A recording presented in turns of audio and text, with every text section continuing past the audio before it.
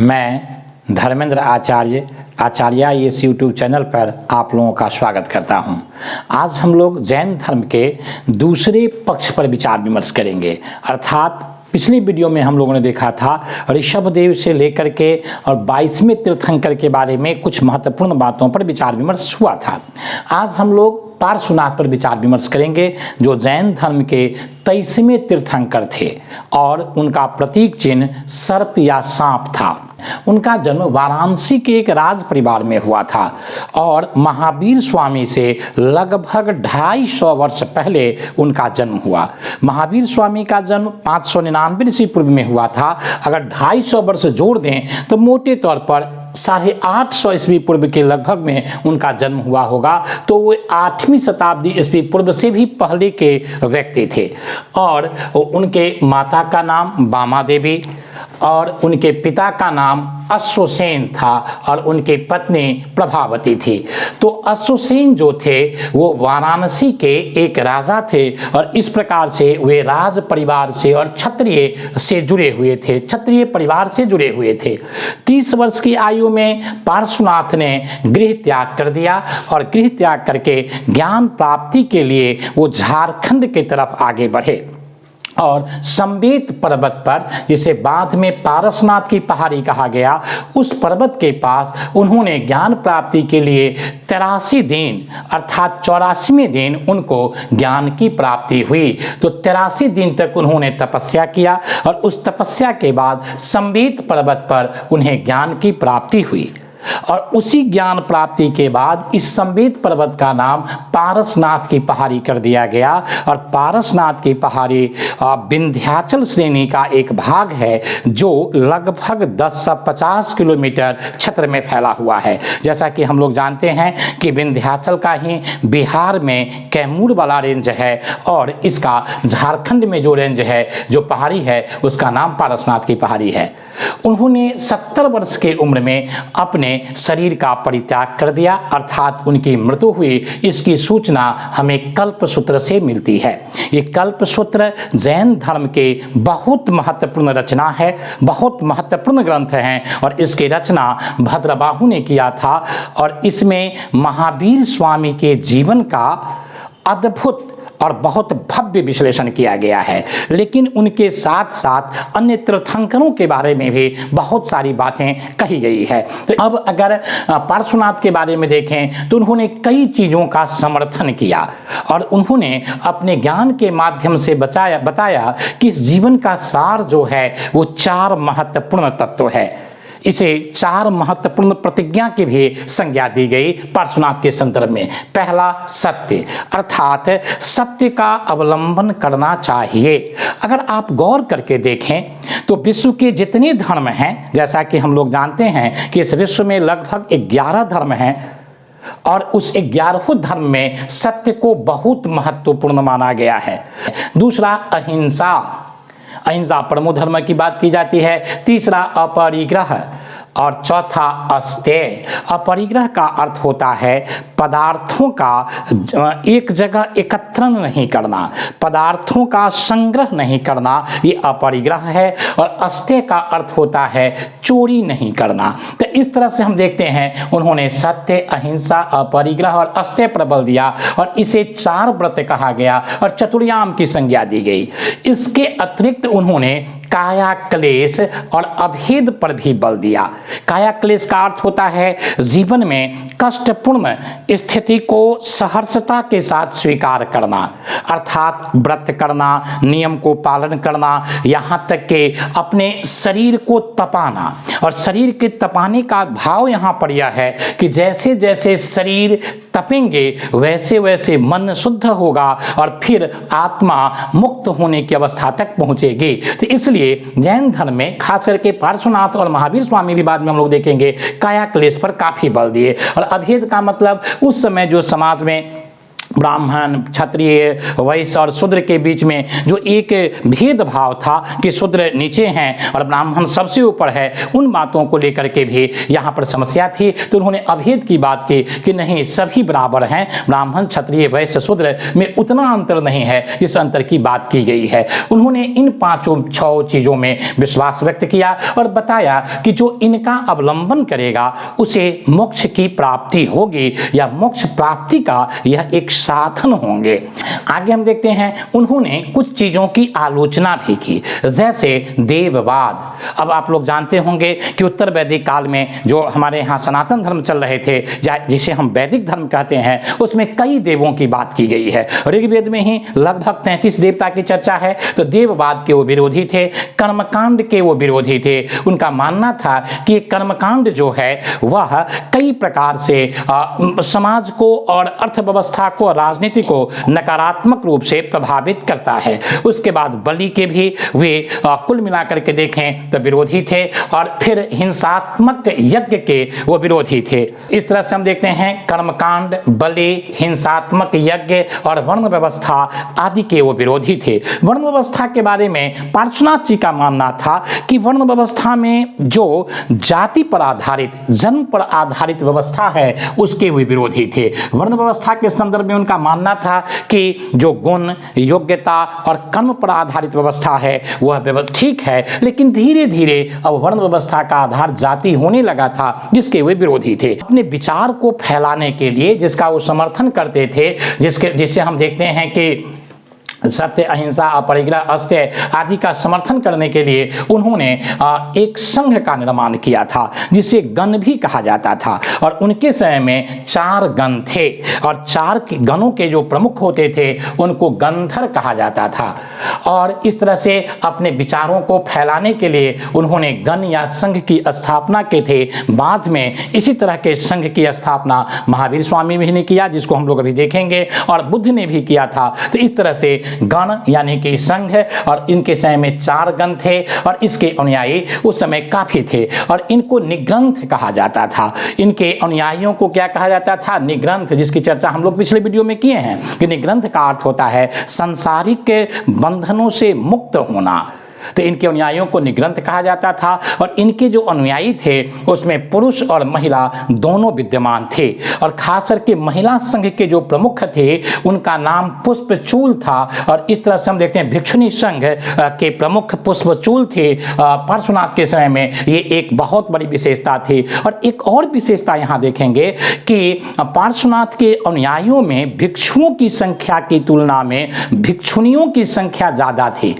कहा जाता है जैन ग्रंथों के हिसाब से इनके समय में भिक्षु की संख्या मोटे तौर पर 16,000, और भिक्षुणियों की संख्या जो है इसके लगभग दुगुना, यानी कि 32 से 34,000 लगभग भिक्षुणी थी। और उसके बाद हम देखते हैं कि जो श्रावक श्राविका थे उनकी संख्या तो लाखों में थे। तो कुल मिलाकर के महावीर स्वामी से पहले पार्श्वनाथ जो 23वें तीर्थंकर थे, उन्होंने जैन धर्म के एक व्यापक रूपरेखा प्रदर्शित रख दिया था, और उसी रूपरेखा पर महावीर स्वामी ने चीज़ों को आगे बढ़ाया। इसीलिए जैन ग्रंथों में उन्हें पुरुषादानीय कहा गया है, जिसका अर्थ होता है इस धर्म का सबसे महत्वपूर्ण पुरोधा, और बहुत बड़े व्यक्ति के रूप में इन्हें स्वीकार किया गया है। और यहाँ तक कि महावीर स्वामी के पिता और उनके पूरे परिवार, माता सहित पूरे परिवार के लोग पार्श्वनाथ के धर्म के यानी निग्रंथ थे, यानी उनके अनुयायी थे। और इसी पृष्ठभूमि में कुछ 100 वर्षों के बाद जैन परंपरा के हिसाब से लगभग 250 वर्षों के बाद महावीर स्वामी का जन्म हुआ। महावीर स्वामी के बारे में देखें तो जैन धर्म के वे 24वें तीर्थंकर थे, और कई ग्रंथकारों ने और इतिहासकारों ने तो उन्हें जैन धर्म का संस्थापक माना है। जो भी हो, हम लोग 24वें तीर्थंकर के रूप में इसे स्वीकार करते हैं। और उनका वास्तविक नाम वर्धमान था। उनका वास्तविक नाम क्या है? वर्धमान। वर्धमान का अर्थ होता है बढ़ते रहने वाला।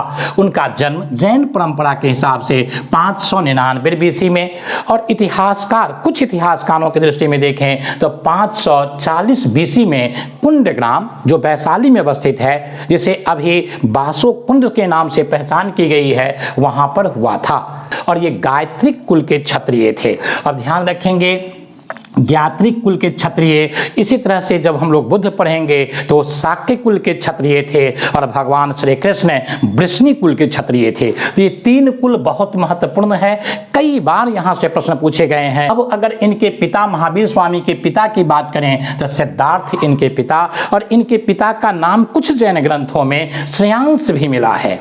तो इस तरह से सिद्धार्थ इनके पिता थे जिनका एक नाम श्रेयांश भी था, और इनकी माता त्रिशला थे जो चेटक जो उस समय थे उनके बहन थी। ये चेटक जो है लिच्छवी गणतंत्र के राजा का नाम है, और उनकी बहन त्रिशला थे, और उसका विवाह सिद्धार्थ से अर्थात महावीर स्वामी के पिताजी से हुआ था। इसी तरह से चेटक की एक पुत्री का विवाह मगध के शासक बिंबिसार से हुआ था, जो चलना के नाम से जिसे हम जानते हैं। और इस तरह से बिंबिसार, भगवान महावीर और चेटक ये सब एक दूसरे के संबंधी या रिलेटिव थे। तो त्रिशला के बारे में देखें तो त्रिशला की एक और विशेषता है कि इनका कई अन्य नाम भी मिलते हैं, जिसमें एक नाम विदेह दत्त भी, इनका नाम दत्ता भी मिलता है। जैन ग्रंथों में इनका कहीं कहीं नाम विदेह दत्ता के रूप में प्राप्त होता है। इनकी पत्नी की बात करें तो इनकी पत्नी यशोदा थी, और इनके पुत्री का नाम प्रियदर्शना या अनुजा यहाँ पर हमें मिलता है। के दामाद की बात करें तो उनके दामाद का नाम जमाली है, और जमाली जो था वो सुदर्शना के पुत्र थे, और सुदर्शना महावीर स्वामी के बहन थे। तो इस तरह से जमाली महावीर स्वामी के बहन के सुपुत्र थे, जो इनके दामाद भी बने और प्रियदर्शना के ये पति हुए। अब ये सभी जगह से प्रश्न आते हैं, ध्यान रखिएगा। उनके माता का नाम, उनके पिता का नाम, उनकी पत्नी का नाम, उनके दामाद का नाम, उनकी पुत्री का नाम, ये पूछने योग्य प्रश्न है, पूछे जाते हैं। अब 30 वर्ष की उम्र में उन्होंने गृह त्याग किया। महावीर स्वामी भी 30 वर्ष की उम्र में, और पार्श्वनाथ ने भी 30 वर्ष की उम्र में अपने परिवार को परित्याग कर दिया, छोड़ दिया। क्योंकि जिस समय वो परिवार त्याग कर रहे थे उस समय उनके पिता स्वर्गीय हो गए थे, और उनके बड़े भाई नंदी बर्मन वहाँ के शासक थे, और नंदी बर्मन की आज्ञा से उन्होंने अपने परिवार का परित्याग किया और निवृत्ति मार्ग को ग्रहण किया। इसकी सूचना कल्पसूत्र से मिलती है, जिसके बारे में मैंने बताया कि भद्रबाहु ने इसकी रचना थे, और भद्रबाहु में ने महावीर स्वामी के चरित्र का यहाँ पर भव्य चित्रण इस ग्रंथ में किया है। निवृत्ति मार्ग का अर्थ क्या है, इसे समझने और देखने की आवश्यकता है। ये निवृत्ति मार्ग जो है, 2 प्रकार के मार्ग हमारे यहाँ हैं। मोटे तौर पर एक प्रवृत्ति मार्ग। प्रवृत्ति मार्ग का अर्थ होता है कि इस गृहस्थ जीवन सांसारिकता को लेकर के चलें, और इसके साथ साथ अपने आध्यात्मिक एवं धार्मिक उत्थान को भी साधते रहें, वो उन क्षेत्रों में भी अपना विकास करते रहें, और धीरे धीरे एक दिन मुक्ति की ओर अग्रसर होते होते हम मुक्त हो जाएं, हमारी आत्मा मुक्त हो जाए। और निवृत्ति मार्ग का अर्थ होता है इस संसार का परित्याग करते हुए। इस संसार का परित्याग का अर्थ क्या है? इस संसार के जितने भोगने योग्य पदार्थ है उसके प्रति विराग पैदा करना। अब राग और विराग दोनों एक दूसरे के विलोम हैं। राग का अर्थ होता है जो भोग्य पदार्थ है, जैसे अच्छी चीज जितने हैं उसके प्रति उन्मुख होना राग है। ये मुझे मिल जाता, इसको मैं भोग लेता, यह राग है। और विराग का अर्थ यह हुआ कि उसके उन पदार्थों के तरफ न देख करके आध्यात्मिक उत्थान के तरफ आगे बढ़ना, अर्थात संसार से विमुख होना, ये निवृत्ति मार्ग है। तो इस तरह से जैन धर्म का मुख्य प्रतिपाद्य को अगर आप देखें तो यह निवृत्ति मार्ग के तरफ झुका हुआ है, यानी संसार छोड़ करके निर्वाण की तरफ अग्रसर होने की प्रक्रिया है। अगला 12 वर्ष तक, प्रारंभ में तो 13 महीना महावीर स्वामी कपड़े के साथ रहे, फिर धीरे धीरे उनके कपड़े जीर्ण शीर्ण हो गए, और फिर नग्न अवस्था में वह भ्रमण करते रहे। नग्न अवस्था में और पूरे ये जो कष्ट का 12 वर्ष का समय है, इसके कष्टपूर्ण जीवन व्यतीत करने की सूचना हमें आचरांग सूत्र से मिलती है। ये आचरांग सूत्र जब हम लोग जैन ग्रंथ देखेंगे अगली वीडियो में तो वहां चर्चा करेंगे आचरांग सूत्र के बारे में विस्तार से, तो वहां से इसकी जानकारी मिलती है, और कुछ चर्चा कल्पसूत्र से भी मिलती है। 13वें वर्ष, अपने गृह त्याग के 13वें वर्ष अर्थात 42 वर्ष के बाद उन्हें वैशाख माह के 10वें दिन जंभिका ग्राम में ऋजुपालिका नदी के उत्तरी तट तट पर और पार्श्वनाथ पहाड़ी के पास एक साल वृक्ष के नीचे उन्हें ज्ञान की प्राप्ति हुई। तो यहाँ साल वृक्ष के नीचे और कैवल्य ज्ञान, कौन ज्ञान? कैवल्य का अर्थ होता है संपूर्ण ज्ञान। तो कैवल्य ज्ञान की प्राप्ति हुई और उस कैवल्य ज्ञान की प्राप्ति के बाद इनका नाम कैवलिन हो गया। कैवलिन का अर्थ होता है सर्वज्ञ, सब कुछ जानने वाला। तो इस तरह से हम देखते हैं भगवान महावीर जो हैं, जो सिद्धार्थ थे, और भगवान महावीर हुए कैवलिन हो गए और यानी सर्वज्ञ हो गए, सब कुछ की प्राप्ति, सब कुछ को जानने वाले ये बन गए। इस तरह से अगर गौर करके देखें तो जैन धर्म भी ज्ञान पर ही बल देता है। यहाँ पर आप देखें तो ज्ञान के कारण ही कैवलिन हुए, संसार के सभी रहस्यों को जानने वाले महावीर स्वामी हुए। महावीर स्वामी के अन्य कई नाम हैं, जैसे जैन, जिसकी चर्चा हम लोग पहले वीडियो में किए हैं। जिन का अर्थ विजेता होता है, इंद्रियों को जीतने वाला। अरहत, इसका मतलब होता है योग्य।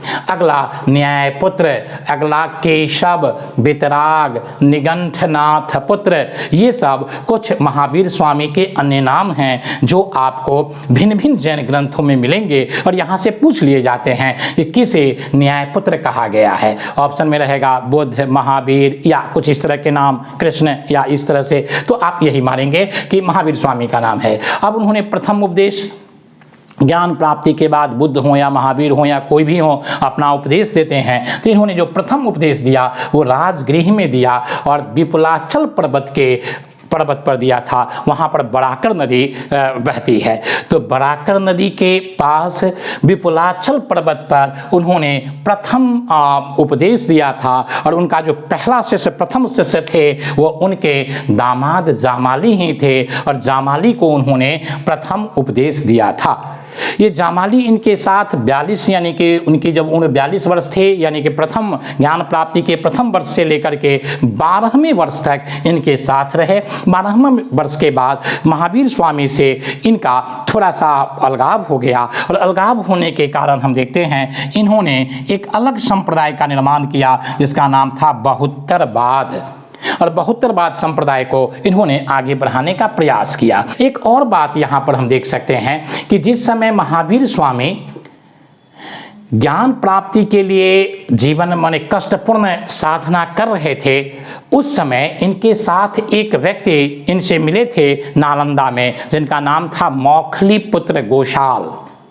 मौखली पुत्र गोशाल जो हैं, ये नालंदा से लेकर के श्रावस्ती तक और बहुत दिनों तक विशेषकर श्रावस्ती में भगवान महावीर के साथ रहे, उन्हीं के साथ तपस्या किए। लेकिन बाद में उनसे अलग होकर के उन्होंने आजीवक संप्रदाय की स्थापना की। और ये आजीवक संप्रदाय जो है वो नियतवादी है, ये भाग्यवाद में विश्वास करता है लेकिन कठोर जीवन यापन में विश्वास करते हैं। ये आजीवक संप्रदाय के लोग भी नग्न रहने में विश्वास करते हैं, वस्त्र नहीं पहनते हैं और इसकी चर्चा अशोक के 7वें स्तंभ लेख में मिलता है। आजीविकों की चर्चा कई बार प्रश्न पूछे गए हैं कि इसके संस्थापक कौन हैं, तो मौखली पुत्र गोशाल। कहाँ मिले थे भगवान महावीर से, तो नालंदा में। कहाँ बहुत दिन तक साथ रहे, तो श्रावस्ती में। और आजीवक धर्म में बिंदुसार विश्वास करते थे जो चंद्रगुप्त मौर्य के पुत्र थे। तो इस तरह से हम देखते हैं बराहमिहिर ने भी अपनी रचना में आजीवकों का उल्लेख किया है। तो कुल मिलाकर के आजीवक संप्रदाय का संबंध कुछ हद तक जैन धर्म से है। और दूसरी बात, इनके तरह से ही यहाँ पर बहुत्तरवाद के जो संस्थापक थे जामाली, वो इनसे अलग हो गए। इसके बाद कई महत्वपूर्ण शिष्य इनके बने, जिसमें पहला शिष्य हम देखते हैं कि ये तो यही पहला से प्रथम शिष्य तो इनका यही हो गया जामाली। उसके बाद जो अन्य शिष्य में देखते हैं चेटक, जो इनके मामा लगेंगे। उसके बाद दधिवाहन जो थे वो चंपा के नरेश थे, यानी चंपा के शासक थे और इनकी पुत्री चंदना थे और चंदना प्रथम भिक्षुणी संघ के अध्यक्षा बनी थी। तो दधिवाहन और उनकी पुत्री जैन धर्म को स्वीकार कर लिए। इसके बाद बिंबिसार, उसके बाद अजातशत्रु, चेलना, चंद्रगुप्त मौर्य, चंद्रप्रद्योत, उसके बाद संप्रति, उदयन, ये सब जैन धर्म में आस्था रखते थे और जैन धर्म को संरक्षण देने में कुछ न कुछ और बहुत हद तक इन्होंने योगदान दिया। इस तरह से हम देखते हैं सिंधु सौभीर के शासक उदयन भी जैन धर्म में विश्वास रखते थे। चंद्रगुप्त मौर्य के वंशज जो अशोक के बाद शासक बने संप्रति, उसके बारे में जैन ग्रंथ में बहुत अच्छी अच्छी बातें कही गई है और कहा गया है कि उसने जैन धर्म को बहुत बड़े स्तर पर संरक्षण दिया और हजारों जैन मंदिर का निर्माण करवाया था। तो इस तरह से हम देखते हैं ये सब जैन धर्म के महत्वपूर्ण समर्थक थे। अब 72 वर्ष की आयु में भगवान महावीर के मृत्यु हो गई, अर्थात उन्होंने अपने शरीर का परित्याग किया। अब 72 वर्ष की आयु के हिसाब से अगर देखें, अगर उनका समय 540 में जन्म मानते हैं तो 468 बीसी में, अगर 599 में मानते हैं तो 527 बीसी में उन्होंने अपने शरीर का परित्याग कहाँ, पावापुरी में किया। पावापुरी जैसा कि हम लोग जानते हैं मल्ल राज्य की राजधानी थी और वहीं पर सस्तीपाल वहाँ के प्रमुख व्यक्ति थे और उनके राजमहल में उन्होंने अपने शरीर का परित्याग किया।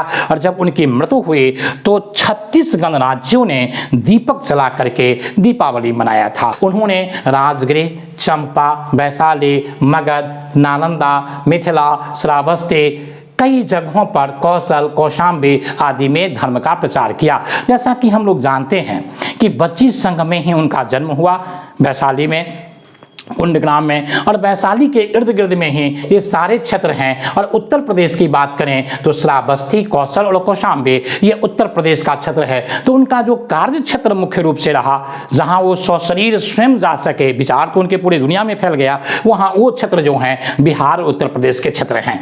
अब अपने विचारों को, अपने सिद्धांतों को, अपने दर्शन को और अपने धार्मिक मान्यताओं को भिन्न भिन्न जगहों पर फैलाने के लिए या पहुंचाने के लिए उन्होंने जैन संघ की स्थापना की, जिसकी परंपरा पार्श्वनाथ ने ही डाल दिया था। और पावापुरी में उन्होंने इसकी स्थापना की और वो इसके प्रथम अध्यक्ष हुए। तो प्रथम जैन संघ की स्थापना कहाँ हुई, कई बार प्रश्न पूछे गए हैं, पावापुरी में। और प्रथम अध्यक्ष कौन हुए, तो महावीर स्वामी। महावीर स्वामी की मृत्यु के बाद इसके जो दूसरे अगला अध्यक्ष हुए वो सुधर्मन हुए, जो इनके शिष्य थे। और सुधर्मन के बाद उनके शिष्य जम्बू स्वामी इसके अध्यक्ष हुए। कई बार प्रश्न पूछे गए हैं कि जैन संघ के प्रथम, द्वितीय और अगला अध्यक्ष, तृतीय अध्यक्ष कौन थे। इस जैन संघ के नीचे 11 गंधर थे, यानी कि प्रत्येक गंधर के नीचे एक संघ उस एरिया का था जिनका काम था जैन धर्म के सिद्धांतों का प्रचार प्रसार करना। अब ये 11 गंधर जो थे उनमें इंद्रभूति, अग्निभूति, वायुभूति ये तीनों भाई थे। ये काफ़ी प्रमुख गंधर थे जिन्होंने जैन धर्म के विस्तार में या फैलाव में अपना महत्वपूर्ण योगदान दिया। अब जैन संघ में जो प्रवेश किए जाते थे उसके लिए एक संस्कार होता था, जिस संस्कार का नाम था निष्क्रमण। और ये निष्क्रमण संस्कार जो है, निष्क्रमण का अर्थ ही होता है बाहर निकलना।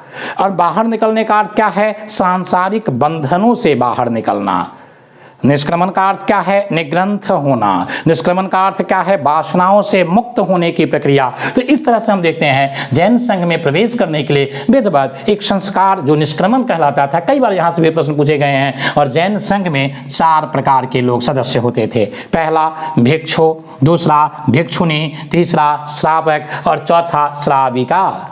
ये श्रावक और श्राविका जो हैं ये गृहस्थ जीवन बिताते थे और गृहस्थ जीवन में भी आप जैन संघ में प्रवेश कर सकते थे। यहाँ से भी कई बार प्रश्न पूछे गए हैं। ये भिक्षुक संघ और भिक्षुणी संघ की जो प्रमुख थे वो चंदना थे, जिसकी चर्चा हम लोग किए, दधिवाहन की पुत्री थे जो चंपा नरेश थे। और श्रावक और श्राविका संघ के जो प्रमुख थे वो चिलना थे, जिसके बारे में हम लोग जानते हैं कि बिंबिसार की पत्नी थी। जैन संघ की एक और विशेषता थी, यहाँ पर किसी प्रकार के कोई भेदभाव नहीं होते थे। ये जैन संघ की विशेषता थी। तो इस तरह से हम देखते हैं कि जैन संघ की कई सारी बातें उन्होंने, भगवान महावीर ने कहाँ कहाँ धर्म प्रचार किया, उसके बाद है कौन कौन उनके शिष्य हुए, कहाँ उनके मृत्यु हुई और उनके जीवन से जुड़ी हुई कुछ बातों पर हम लोगों ने विचार विमर्श किया।